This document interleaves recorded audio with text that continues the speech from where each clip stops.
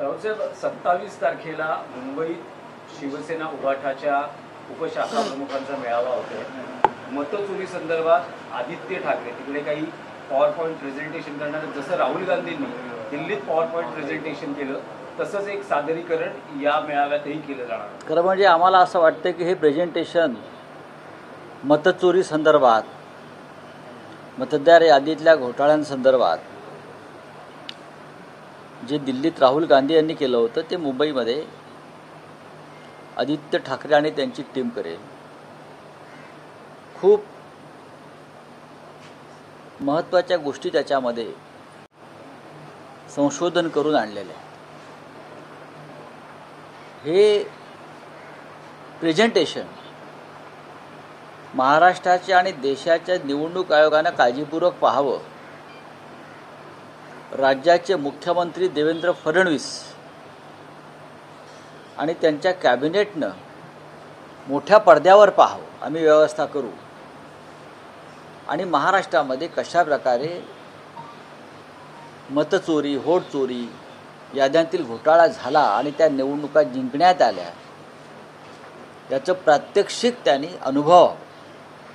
म्हणजे राज्यातली लोकशाही कशी खतम केली ह्या लोकांनी, ह्याच लोकांनी जे बसलेत सत्तेवर ते, त्याची कदाचित त्यांना खात्री पटेल की होय आपण लोकशाहीची हत्या केलेली आहे, आपण निवडणुका हायजॅक केलेल्या आहेत. आपण मतदार पुरावे मागतात ना, पुरावे 27 तारखेला पुरावे प्रत्यक्ष तुम्ही पहा. डुप्लिकेट मतदार, स्थलांतरित मतदार, एका घरात 100 मतदार बिनबापाचे. हे काय प्रकार आहेत याचं प्रात्यक्षिक स्वतः सरकारनं पाहावं, अनुभवावं, निवडणूक आयोगानं पाहावं, दिल्लीच्या निवडणूक आयोगानं पाहावं आणि देशानं पाहावं. मतचोरीच्या आरोपाबाबत मोर्चा तुम्ही काढताय, त्याआधी काँग्रेस सुद्धा उद्या पत्रकार परिषद याच मुद्द्यावर घेतय, मनसेचा मेळावा सुद्धा याच मुद्द्यावर झाला आणि आपला निर्धार मेळावा पण याच मुद्द्यावर होणार आहे. हाच मुद्दा महत्वाचा आहे. निवडणुकीसाठी हाच मुद्दा महाविकास आघाडी आणि मनसेचा असणार, स्ट्रॅटेजी तयार केली जाते. बघा, मनसे महाविकास आघाडी या विषयावर वेगळे नाही आहेत. या विषयावर सर्वपक्षीय लोक काम करत आहेत, सर्वपक्षीय बैठका होत आहेत, सर्वपक्षीय शिष्टमंडळ निवडणूक आयोगाला भेटत आहे आणि सर्वपक्षीय मोर्चा या विषयावर निघतो. प्रत्येकजण आपापली भूमिका मांडताना दिसतोय तुम्हाला. राज ठाकरे यांनी एक मेळावा घेतला त्यांच्या यादी प्रमुखांचा, त्यासुद्धा त्यांनी याच विषयावरती जोर दिला. राहुल गांधी हे सातत्यानं या विषयावरच बोलत आहेत. किंबहुना या विषयाला सुरुवातच राहुल गांधी यांनी केली आहे, मान्य केलं पाहिजे. तेजस्वी यादव बिहारमध्ये याच विषयावरती वोट अधिकार यात्रा राहुल गांधींबरोबर त्यांनी काढली आणि वातावरण त्यांनी एक माहोल बनवला. पश्चिम बंगालमध्ये तृणमूल काँग्रेस याच विषयावर निवडणूक आयोगाशी चर्चा करते आहे. संपूर्ण देशामध्ये मतदार यादीतला घोटाळा हा एक अत्यंत गंभीर विषय आहे. जर मतदार यादी शुद्ध आणि पवित्र नसेल तर निवडणूक कशी काय पारदर्शक होऊ शकते. त्याच्यामुळे 1 नोव्हेंबरचा जो मोर्चा आहे तो सर्वपक्षीय मोर्चा आहे आणि त्या मोर्चाची तयारी, काल दिवाळी संपलेली आहे, दिवाळीच्या हँगओव्हरमधून लोक बाहेर पडतील आज आणि आजपासून त्या मोर्चाच्या तयारीला आम्ही सगळे लागू. काल माननीय उद्धव ठाकरे आणि माननीय राज ठाकरे यांच्यामध्ये त्या मोर्चाच्या तयारीसंदर्भात सविस्तर चर्चा झाली. पुढल्या काही दिवसामध्ये एकत्र येऊन ते चर्चा करतील मीडियाशी, कार्यकर्त्यांशी आणि हा एक मोर्चा जो आहे हा एक विराट मोर्चा निघेल. निवडणूक आयोगाला दणका देणं गरजेचं आहे का निवडणूक आयोग ही भारतीय जनता पक्षाची एक शाखा म्हणून काम करतो केंद्रात आणि राज्यात. एसआयटी चौकशीमध्ये मतचोरीच्या रेटकार्डचाच पर्दाफाश झालेला असं आहे की कर्नाटकमध्ये पर व्होट डिलीट 80 रुपये, फार स्वस्तात सौदा करतात. 80 रुपयामध्ये 1 व्होट डिलीट केलं जातं. अशा पद्धतीनं हजारो मतं कर्नाटकातील मतदार यादीतून वगळण्यात आली. महाराष्ट्रामध्ये सुद्धा हाच फॉर्म्युला लावला जातो, कारण तीच एजन्सी जी कर्नाटकात काम करत होती या सगळ्या घोटाळ्यावर, तीच एजन्सी भारतीय जनता पक्ष आणि मिंदेच्या लोकांनी, अशा एकूण 6 एजन्सी त्यांनी लावलेल्या आहेत. त्यांना हवी असलेली नावं मतदार यादीत टाकायची आणि जिथे आम्हाला मतदान होऊ शकेल त्या भागातली मतं गाळायची. अशासाठी शिंदे, मिंधे आणि फडणवीस म्हणजे भाजपा यांनी 6 ते 7 एजन्सीज कोट्यावधी रुपये देऊन मुंबई महाराष्ट्रात लावलेले आहेत. म्हणून तर ते सांगतायत ना की आमचाच महापौर होईल. आणि त्यांचे ब्रँड अँबॅसेडर कोठारे. राऊतसाहेब, आणखी एक म्हणजे स्थानिक स्वराज्य संस्थांच्या निवडणुका जवळ येत आहेत. मतचोरी हा तुमच्या मुद्द्यावर अजेंड्यावर मुद्दा दिसतो आहे. आणखी एक खळबळजनक गौप्यस्फोट भाजपचे माजी प्रदेशाध्यक्ष आणि विद्यमान मंत्री बावनकुळेंनी आपल्या भाषणात केला आहे.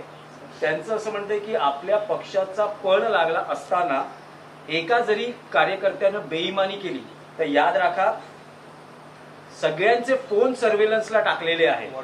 व्हॉट्सअप ग्रुपवर तुम्ही कोणाशी काय बोलता, तुम्ही कोणाशी काय संवाद साधता हे सगळं आम्हाला कळतं आहे.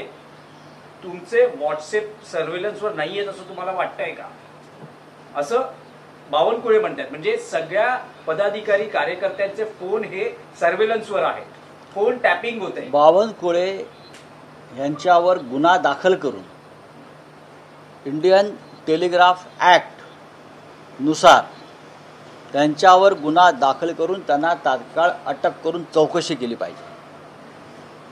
बावनकुळे यांनी कोणत्या प्रकारचं पेगॅससचं मशीन इथे आणलेलं आहे स्वतः, किंवा भाजपा कार्यालयामध्ये लावलं आहे का, काही खाजगी लोक लावले आहेत का, हा विषय फक्त भारतीय जनता पक्षाच्या कार्यकर्त्यांसंदर्भात नसून महाराष्ट्रातल्या सर्व प्रमुख विरोधी पक्षाच्या नेत्यांचेही फोन अशा प्रकारे ऐकले जात आहेत, त्यांचे व्हॉट्सअप पाहिले जात आहेत.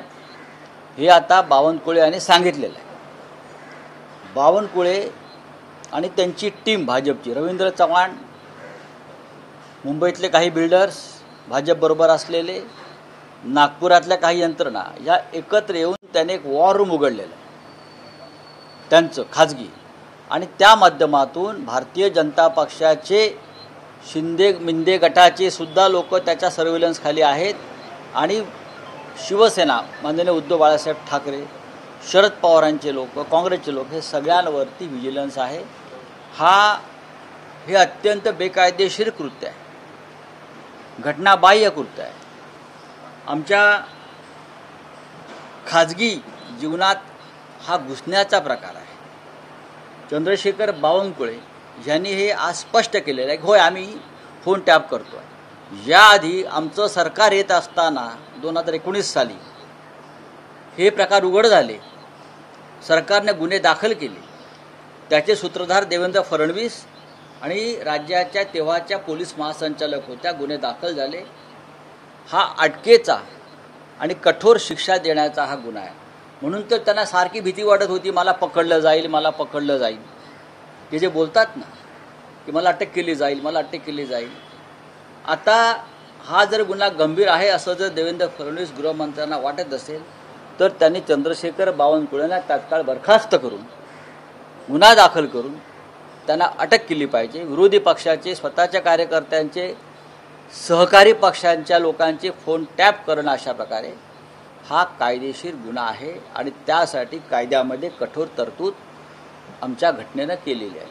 रावसाहेब, भोवळ आणि धोकेकर प्रकरणामध्ये बोला. 2019ला जेव्हा हे फोन टॅपिंगचं प्रकरण उघडकीस आलं, आम्ही कुलाबा पोलीस स्टेशनला त्याच्यावर गुन्हे दाखल केले होते, त्यांचे स्टेटमेंटसुद्धा घेण्यात आले. पण दुर्दैवानं सरकार गेल्यामुळे या सगळ्या गुन्हेगारांना क्लीन चिट देऊन प्रमोशन देण्यात आलं.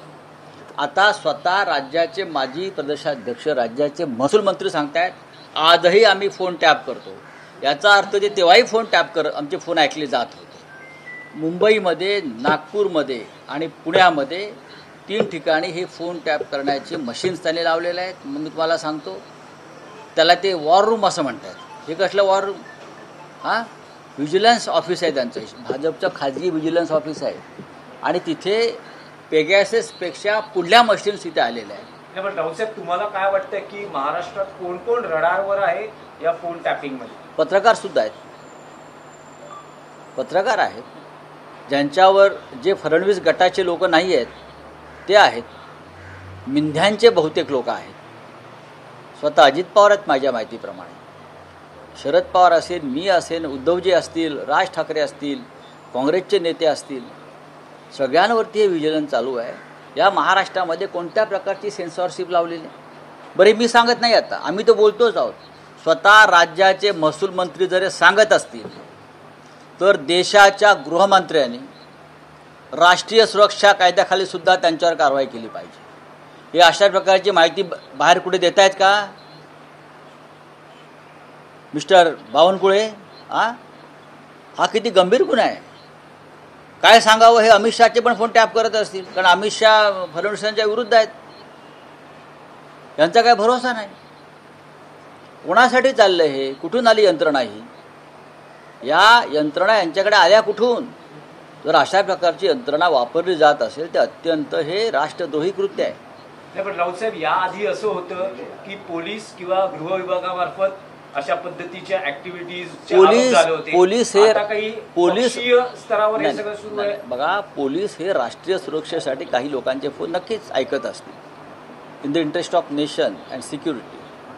पण आता भारतीय जनता पक्षाची लोक खाजगीरित्या अशा प्रकारची यंत्रणा उभी करून, जसे बनावट कॉल सेंटर्स, बनावट टेलिफोन एक्सचेंज, बरोबर ना, जसं गुजरातमध्ये बनावट कोर्ट निर्माण झाली, बनावट ईडीची ऑफिसेस निर्माण झाली, तर त्या पद्धतीनं या देशामध्ये, खास करून महाराष्ट्रामध्ये, देवेंद्र फडणवीस यांच्या काळात त्यांचे मंत्र्यांनाही जबाबदारी दिलेली दिसते आहे की आमच्या सगळ्यांचे, किंवा जे माझ्या गटात नाहीत त्यांचे, जे माझे मित्रपक्ष आहेत आणि जे माझ्या विरुद्ध कारस्थानं करत आहेत त्या सगळ्यांचे, निवडणूक काळात तर सर्व पत्रकारांचे फोन ऐकायचे आणि त्या संदर्भातली माहिती रोज राज्याच्या मुख्यमंत्र्यांना आणि इतरांना कळवायची. हे पडद्यामागे सुरू आहे. मोहन दंगेकर विषयामध्ये चंद्रशेखर बावनकुळे का जो बयान आया, जो कार्यकर्ताओं को कहा कि सबके व्हाट्सएप जो है वो सर्विलांस पे है, इस तरह का बात बयान ऐसी है, चंद्रशेखर बावनकुळे भारतीय जनता पार्टी के अध्यक्ष है, स्टेट थे, नेता है उनके. चंद्रशेखर बावनकुळे टीम फडणवीस के महत्वपूर्ण सदस्य हैं.